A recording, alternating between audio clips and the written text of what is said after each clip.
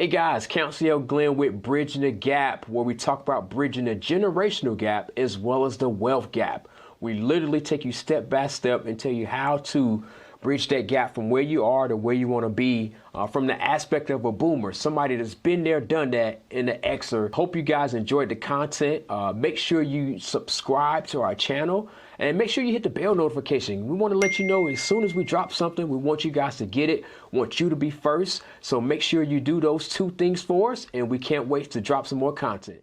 Good morning, good afternoon, good evening, whatever time it is, wherever you're watching. Welcome to Bridging the Gap. I know y'all missed me the last two episodes. I know you did. I know I didn't even watch him, but I guarantee you he didn't open up the way I do. I know he didn't bring the energy, but it's all good. I'm back in the saddle, ready for episode 29. I'm your host, Council Glenn. Hey, William V. Thompson, you see what happened with 2 weeks vacation? You just you have all these misconceptions, but I'm glad he's back. Glad he's back. And we did open up, man. We followed your script, man. We learned a little something. Oh, okay. All right. We got it.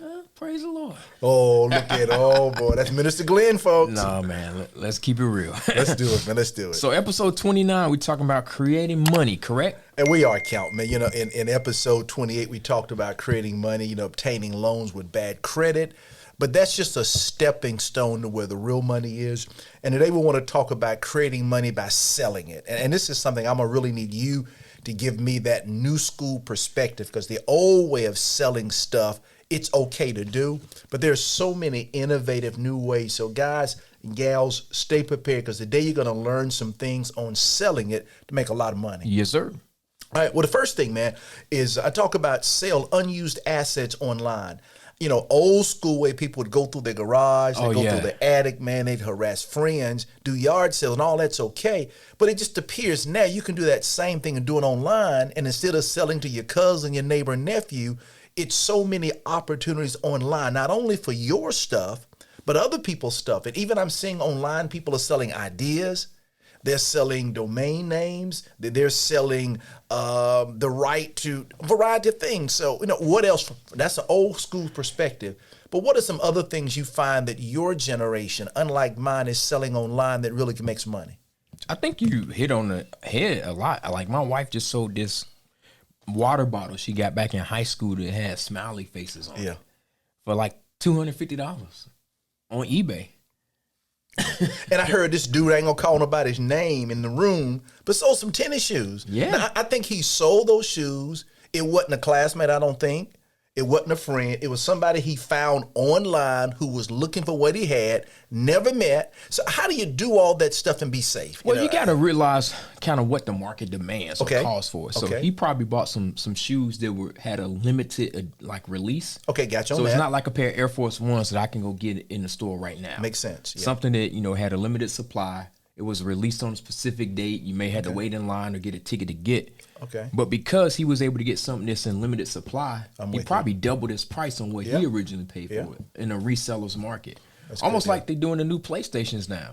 Yeah, You can't go get one of them off the shelves. That's wild. But if you have one, people will pay a premium for it because it's a limited supply. I like it. And see, guys, that's why bridging the gap is so important, because, again, what he just educated me on is priceless. And I got the general concept, but though I may never personally do it, or, you know, I may get intrigued by it, but it's another way, whether you're old or young, to make money online, whether it's COVID, whether it's snowing, whether you're in Italy somewhere. So we just really have to learn those things, because that's where the world not going is where the world is. And something that's real big right now is Amazon stores. Okay. It's just being able to buy products in bulk at a low price and sell it on Amazon for a profit, and you just basically making a spread. Now, do you find that on those products you got to buy a certain volume, I would imagine? Not necessarily a certain volume. You just got to know what to look for. What to look for, and then can you do like drop ship? Everything has to come to you and then goes out. No, it don't go to you. So drop ship. Okay, wow, yeah. You don't have to hold the inventory or anything. That's awesome. See, and again, to us old school folks, that's why you need to have these young, sharp minds around.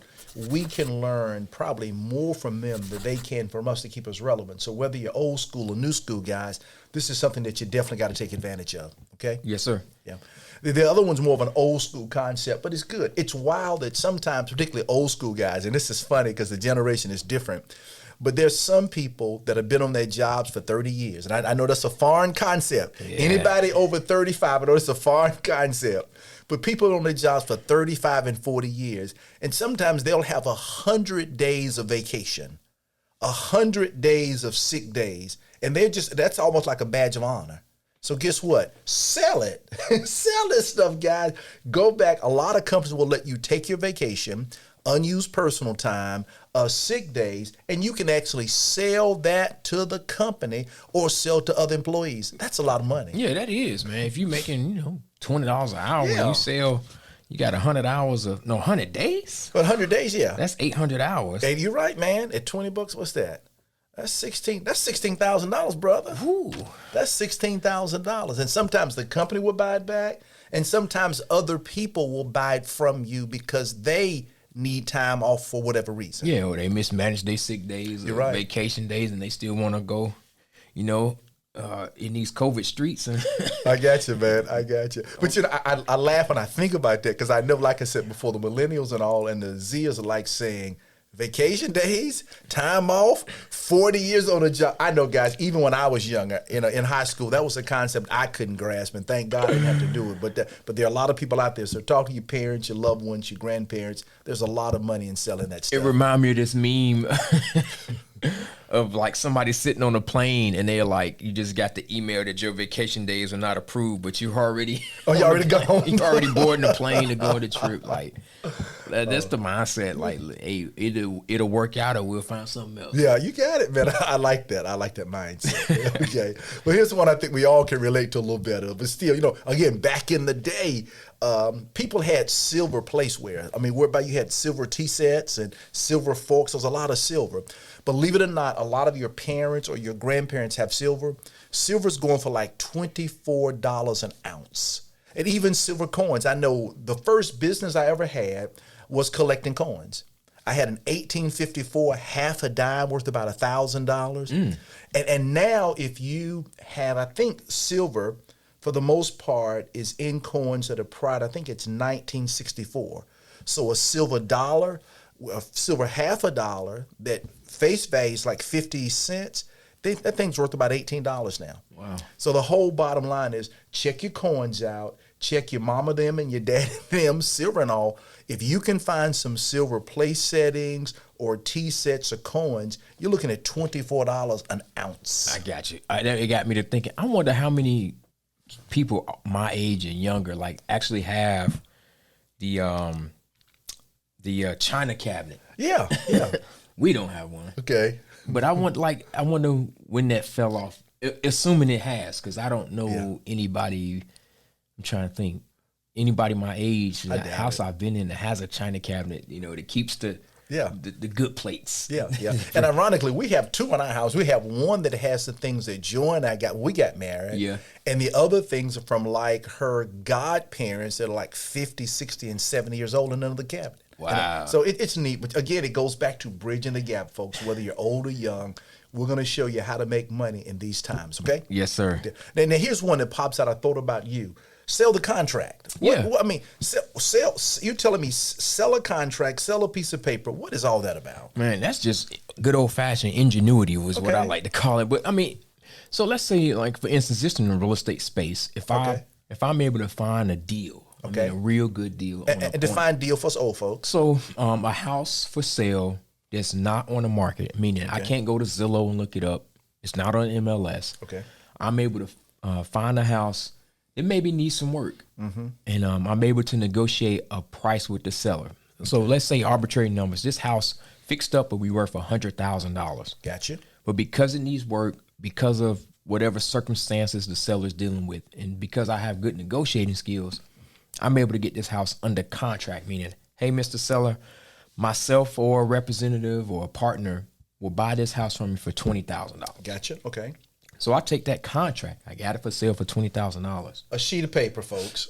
I can then sell the rights to that contract or sign it for. I mean, let's say if I want to sign it for $5,000. So, hey, Mr. Thompson, listen. A sheet of paper for $5,000. Okay. I want to give you the right to buy this house that I have under contract for $5,000. The purchase price is $20,000. Okay. I mean, you take it, you look at it, you say it only needs about 15,000 worth of work, so I'll be all in 40, and I'll have a house that's worth $100,000. I like it. That sounds like a win-win. So you will pay me $5,000 to buy the house from the owner for 20. Wow. And I never put up any money. My credit was never checked. I love it. I didn't have to go to a bank, and I just made $5,000 for being able to find basically two people at two ends of the spectrum and introduce them to each other. I love it. I love it. So again, guys, sell the contract. You know, those are the kind of things that you have to learn. Again, I didn't know about those things until I met this guy here. So again, let's be open to learn. And here's one other thing that sort of, when you and I talked about, sell the put. Yeah. You know, sell the put. You know, I enjoy stock market and equity trading, and all it is. Like recently, I like Apple. And again, that's not a recommendation to buy. But recently, Apple was going for $148 a share. It's moving up. I sold someone the right to make me buy Apple at $125. I gave them about 3 or 4 months, and they paid me $5 a share. Now, the great thing about it is, one, I think Apple's a good company. I think also that's a $25 discount if I were to get it. Third of all, they paid me money. And then the other thing is, wow, it's the standpoint, because Apple's such a strong company, it didn't tie up. Let's say if I think I sold 5 contracts with 500 shares at, let's call it 150. It's just about probably, I don't know, $12,000. It didn't tie up $12,000. It only tied up about $2,000. Oh, wow. So $2,000, I was able to make about $1,000, almost a 50% return, because I did what? I sold the put. Yeah. That's incredible. Just the stuff you can do. Like we talked about yesterday, that book that was way over my head. yeah, I got you, yeah. But just the concept of being able to take, a contract, and get paid for a short amount of time to take a calculated risk, essentially. Oh, yeah. Man, you can cash flow that and pay your mortgage if you want to. You're right. And it's amazing. And that's why we're so big on bridging the gap in education, that informal education. Because in the stock market, for example, people can even sell stocks that they don't own. All right. So question. You said it tied up $2,000, right? About $2,000, yeah. So would I have needed to have 12,000 in that account or 2,000 in that account? With the Apple, if you had, one, the ability to do margin, and you had at least 2,000, you could have done that. What's the margin? The margin is the ability to borrow money from the broker. Okay. Or we talked about it last time, the broker literally loaning you money to do more deals. Okay. So a couple of $1,000s would let you control $12,000 to $15,000 worth of Apple stock. So essentially, I could have done the same thing you did with 2,000. Yeah. And made $800 to $1,000 in how much time? I think 3 or 4 months I gave them. Okay. Yeah. Okay. So, with $2,000. $2,000, man. Yeah. So I don't need 50, 60. Oh, no. Okay. No, you really don't. And those are the kind of things. That's why we talked about that daily date with your future, to learn these things. I know now I'm looking at some SBA 504 loans, and I'm looking at some other things with S Corporation. There's probably 5 or 6 things you're investigating now. Yeah. We're always in a learning mode to make a difference. And this last point, guys, I'm going to just shut up, pull out my pen, take some notes. This thing you told me about land. Yeah. I love playing Monopoly. And in my limited thinking, you buy land, you build a house, and it's over. Man, guys, get your paper ready. I'm going to give you 5 seconds. Get your paper ready. You got 3 seconds. Get your paper ready. Talk about all this crazy stuff in land you're about to do. Man, so it was a church that was building, bought some property, put a sign out, coming soon. Yeah. And this was in my GC days. I'm like, yeah, I want to build it. So I called them up and left a voicemail, and I called a couple times. 8 years later, I drove by the same sign sitting there. Only thing they had done was cleared the lot. By this time, it's back, up high. Gotcha.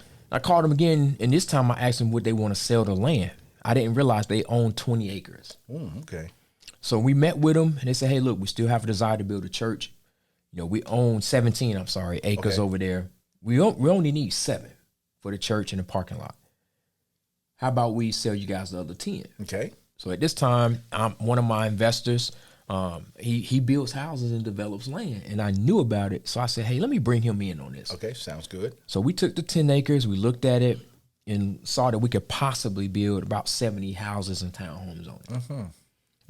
He told me what price to kind of negotiate with, what parameters he gave me. We got under contract, for the podcast. I'm gonna let you guys in on it. We got under contract for $500,000. Okay.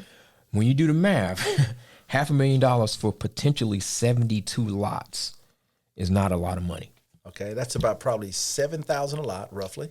Which is super cheap. Okay, $7,000 a lot to build a house on. Yeah, it is. Wow. So this is raw land, one parcel. Okay, I'm with you. So where we make our money on the land side is taking this one parcel, getting it engineered for 72 lots, and going through the rezoning process with the city or the county. And engineering, sort of describe that a little bit. So like Phil Shue, for instance. Okay. Have him come in and say, hey, I need you to put the roads in. I got you. And lay the lots out. That's okay. According to the county ordinances and, all of that stuff. Make sure we have the proper setbacks. I got you. The proper space between houses. Make sure each lot is large enough for what, the county or city calls for. Yeah. Make sure we have the proper road, any fire hydrants and utilities. Make sure all that stuff is kind of mapped out on this plan. And a quick sidebar. Guys, he didn't go back to school for this. No. He didn't take a year to learn it. He just simply found someone doing it. He met with them. He did some research, some studying, and you're talking about a few months later. Talk to us. So he lays it all out. We go to the city, submit for rezoning. We have a couple meetings. They like our plans or not. They may tell us to change a couple things. Once we get the final approval, that could be 6 months. Okay. Once we get the final approval, now I have 10 acres with 72 lots. That now is worth what they call a blank. Okay. That's probably worth 20 to 25,000 a blank. Okay, and a blank is it a lot? A lot. Okay, got so you. now I got 72 lots that you just said that I paid about 7,000. Now they're worth 20 to 25. Wow. Just because I took it through what they call entitlement process. I got you. That's powerful, guys. So just like I sold that contract back on the house, now I can sell that same contract because I haven't bought the land yet. My contract to buy the land is 9 months. Wow. So you literally, what Monopoly would call land improvement. You literally improved the land, haven't owned it, but took it from a $7,000 valuation to per lot to $25,000. All the legwork, the intellectual property has been done on it, and now you're going to sell it to who? Because you're looking at, you bought it for $500,000. It's now 4 times worth. That's $2 million. So who got $2 million to buy it from you? All kind of builders salivate over buying that. That's what I'm talking about. Salivate. And again, you got to realize what we've done for them. We've done soil surveys, phase ones. We've done all the hard legwork to let them know that this is buildable, and we've gotten the city to agree to it, and in that same process. So going from the $500,000 that you contracted it for to $2 million potential sale price, about how much time and money do you put into it? I probably put about 6 months into it, and my fees will be minimum in the grand scheme of things. But you're probably talking your engineer is going to be your biggest expense. Okay. And if you can work with him, where he knows it's a viable project, and maybe you have an end buyer. Yeah. Maybe you can load some of that to the back end. Understand. Okay. But you know, $25,000. An investment of 6 months, $25,000, you quadruple your investment. I don't have a mic to drop, but I'm gonna drop the pen. That's just one strategy. Wow. That's just one strategy. If I want to actually go ahead and put the utilities in and get the dirt build ready, them lots are worth 60, 75. All right, guys, you heard it here on Bridging the Gap. I'm William V. Thompson. I'm not sure what he's going to do. Council Glenn. I'm finished. It was so funny. Once I got this deal on the contract, I asked my partner, the gentleman I'm learning from, said, can I update my LinkedIn and put land developer? He said, yeah, you can. That's good stuff. I like it. Great job, man. Signing off, man.